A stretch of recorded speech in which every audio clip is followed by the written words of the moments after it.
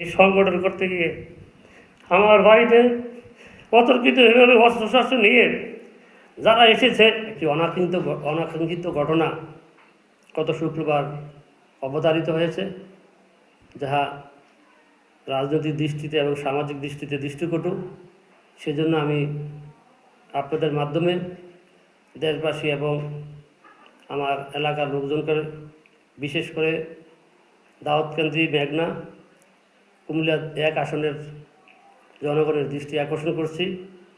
আমি দৃষ্টি আকর্ষণ করছি বিএনপির ভারপ্রাপ্ত চেয়ারম্যান জননেতা তারেক রহমানের দৃষ্টি আকর্ষণ করছি জেলা প্রশাসক কুমিল্লা, পুলিশ সুপার কুমিল্লা এবং ওসি দাউদকান্দি এবং ইউনু মহোদয়ের দৃষ্টি আকর্ষণ করছি। আপনারা জানেন যে গত 1 মাস যাবৎ আমি বিএনপির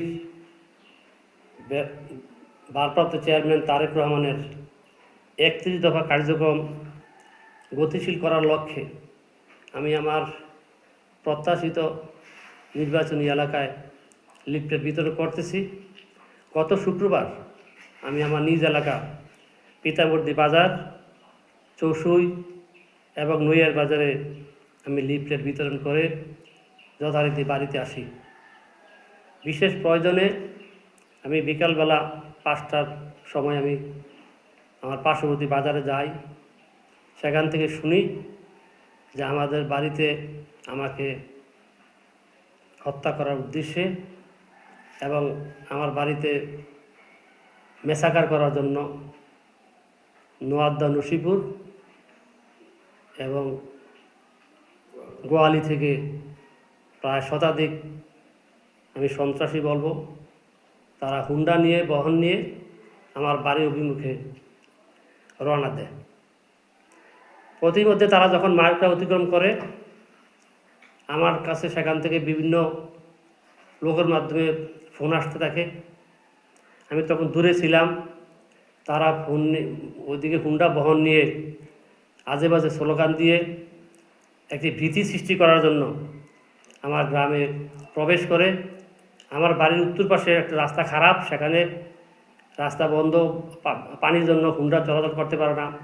তারা এই জায়গায় এসে প্রাকৃতিকভাবে বাধাগ্রস্ত হয় এবং সেখানেই অশ্রাব্য ভাষায় আমার গ্রামবাসীদেরকে গালাগালিজ করে, হুমকি ধমকি দেয় এবং অশ্রাব্য স্লোগান দেয়। আমি দীর্ঘ 37-38 বছর এই রাজনীতির সাথে আমি সময় দিচ্ছি, কোথাও এরকম পরিস্থিতির সম্মুখীন হই নাই।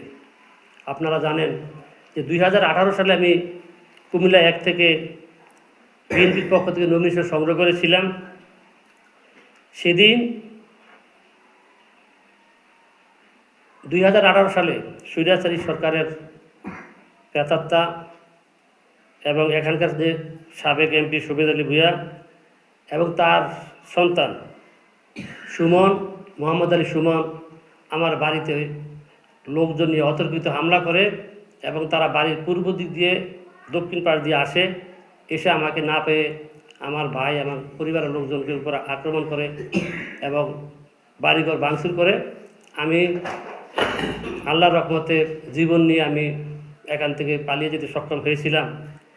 আমার মনে হয় সেই অনুরূপ গত শুক্রবার যে হুন্ডা বহন নিয়ে ওদিক থেকে আসলো, আমার মনে হয় সেই একই কায়দায় এদেশের জনগণ দীর্ঘ আন্দোলন সংগ্রাম করে একটি ফ্যাসিস্ট সরকারকে বিতাড়িত করেছে একটি অবাধ ও সুষ্ঠু নির্বাচনের জন্য, মানবাধিকারের জন্য। আমরা আন্দোলন সংগ্রাম করেছি, যার ভোট যে দিবে, যাকে খুশি তাকে দিবে। আমাদের ভারপ্রাপ্ত চেয়ারম্যান তারেক রহমান আমাদেরকে সেই স্লোগানই শিখিয়েছেন, সেভাবেই আন্দোলন করেছি। কিন্তু এখন অন্তর্বর্তীকালীন সরকার প্রাক নির্বাচনী টাইম ঘোষণা করেছেন। সারা বাংলাদেশে জনগণ যার যার মতো নির্বাচনী কাজে নিয়োজিত আছেন। আমিও সেই অংশ হিসাবে আমার দলের তারেক রহমানের ঘোষিত 31 দফা কার্যক্রমে লিফলেট বিতরণ করছি এবং সেই কার্যক্রমে আসি। কিন্তু আমার এখনও দাউদকান্দিতে বা দলের পক্ষ থেকে প্রার্থী সিলেকশন হয় নাই। সিলেকশন তফসিল ঘোষণার পরে মনোনয়নপত্র আহ্বান করবে। মনোনয়নপত্র সংগ্রহ যাচাই বাছাই করার পরে প্রার্থী ডিক্লারেশন হবে। যেহেতু আমি বিএনপি করি, দীর্ঘদিন আন্দোলন সংগ্রামে আছি, সেহেতু আমি দলেতে নমিনেশন চাইতেই পারি। আমার কোথায় অপরাধ? আজকে আমি দ্ব্যর্থহীন কণ্ঠে কুমিল্লা 1, দাউদকান্দি এবং মেঘনা, তিতাস আমাদের আগে ছিল, আমি তিতাসের লোকদেরকে ইনভলভ করবো যে আপনাদের কাছে আমার আবেদন, কী অপরাধ আমি করেছিলাম।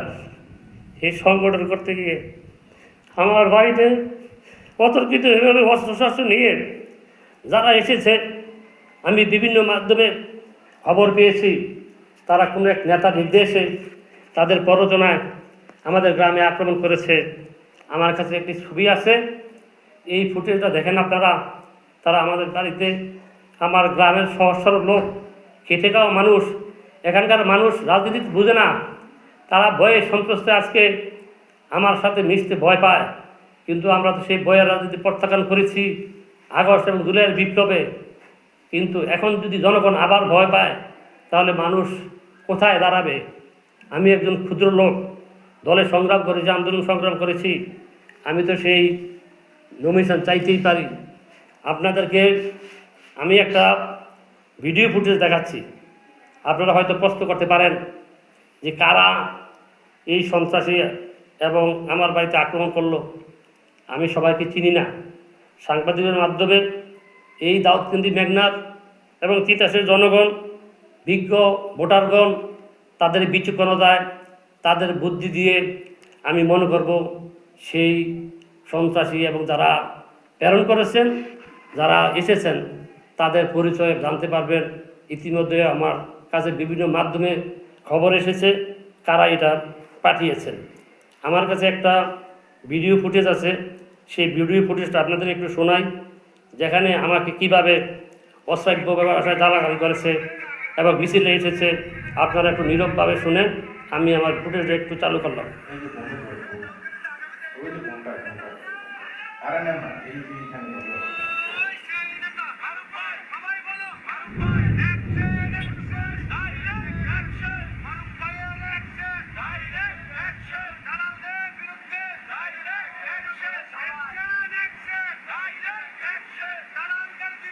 খালাইনার বিরুদ্ধে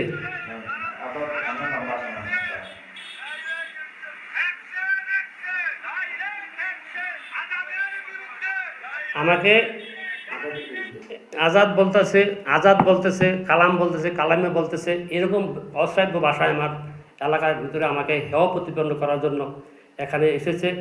আমি শুনেছি ওদের কাছে আগ্নেয়াস্ত্র ছিল। আমি প্রশাসনের দৃষ্টি আকর্ষণ করছি, এদেরকে আইনের আওতায় আনা হোক এবং আমি আহ্বান করব দাউদকান্দিতে একটি সুস্থ রাজনীতির পরিবেশ সৃষ্টি করা হোক। যদি দাউদকান্দিতে এই পরিবেশ না থাকে, তাহলে বিএনপির জনগণ, এদেশের মানুষ যাবে কোথায়?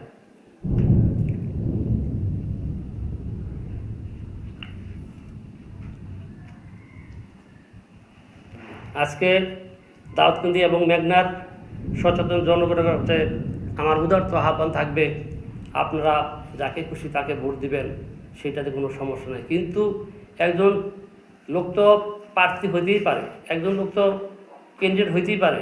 তো সেখানে আপনারা যদি বেশি শক্তি প্রয়োগ করেন, তাহলে এই আমাদের আন্দোলনের করে লাভ হলো কি? আপনারা বিচক্ষণ জনগণ সেটা মূল্যায়ন করবেন। এবং আমি এই প্রক্রিয়া থেকে যারা এটি ঘটিয়েছেন বিরত থাকার জন্য, ভবিষ্যতে যাতে এই ধরনের কোনো পরিবেশ পরিস্থিতি সৃষ্টি না হয়, সেজন্য আমি আহ্বান জানাবো। এবং পরবর্তী যদি এরকম কোনো আর পরিবেশ পরিস্থিতি সৃষ্টি হয়, তাহলে আমি আইনের আশ্রয় নিতে বাধ্য হব।